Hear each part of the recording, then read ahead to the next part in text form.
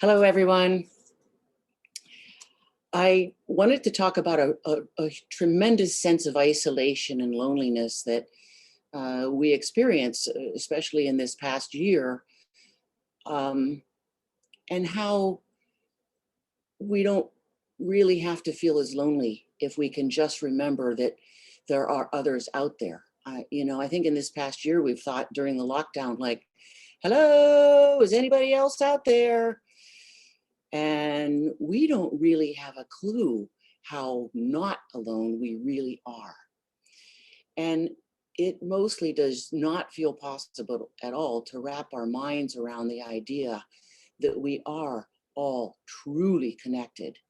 So, and we're connected beautifully by way of divine design. And I have a story that I want to tell you that has been really helpful to me. And I'm sure that there are similar stories to make us realize how not alone we really are. Um, Caregivers in particular run up against a profound loneliness in their daily struggle each and every day. Many of them that I hear from tell me that they really are not sure how they can carry on because the sense of isolation is so great. So I am going to share this story about connectedness that is so important to me.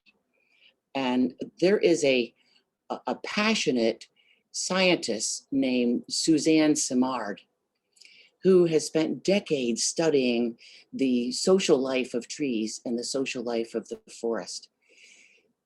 She innately knew what she discovered even as a young child. She understood that there's something much more about trees than we ever can imagine.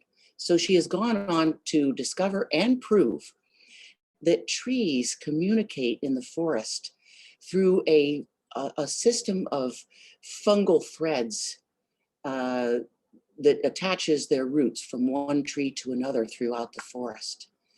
And the older trees are the biggest trees in charge of this, and they're actually referred to as the mother tree. So these fungal threads are, of course, come from mushrooms, right? Just imagine if you're in the forest and you see mushrooms, or imagine that you don't even have to see them and you're walking on a communication system that trees are using. So the mushrooms are like traffic control or old-fashioned telephone operators. But through these threads or lines of connection, trees are able to pass water, carbon, their nutrients, their hormones back and forth among one another. And they give it to whoever needs it most. They can even send out a chemical throughout the forest indicating an alert that danger is imminent. Perhaps they're being attacked by insects, or maybe somebody's coming to cut them down. I wouldn't go that far, but they can send out an alert for danger. And this is not specific to species. This is not birch to birch or maple to maple. This is the entire forest. And if a tree is dying, it has the ability to give away its life force, give away its carbon to the trees around it so that they might thrive. I think that is astounding. Trees are one another's caregivers. Trees care for one another. And in a forest, there is no such thing as survival of the fittest. This example and this story is one of true cooperation versus competition.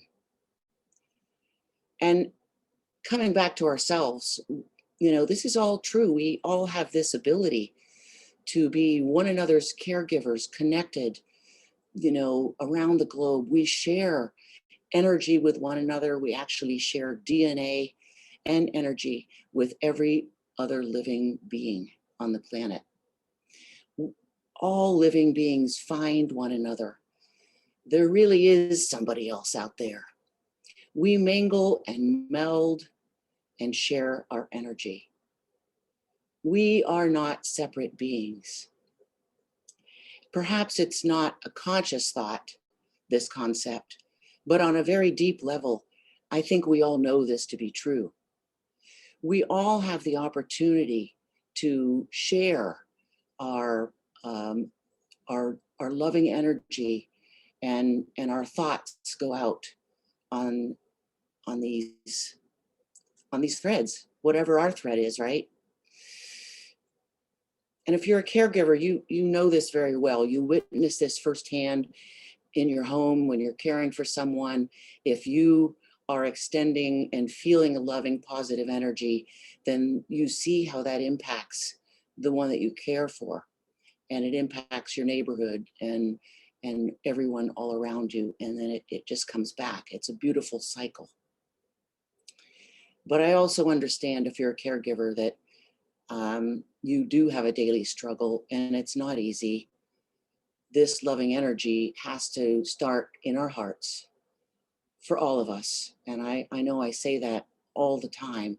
I truly believe that uh, loving compassion toward ourselves is the first and foremost thing.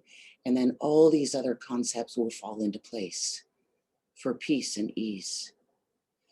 I support caregivers virtually every day on either the Zoom or the telephone. I hold space in my heart for a caregiver's daily struggle. And if you are one, if you're a care partner, you're absolutely welcome to reach out to me anytime. But in the meanwhile, please remember, what you do every day, whether you're a caregiver or not, you do for the entire world. We are indeed all connected. There really is someone and something out there for each of us. Thank you.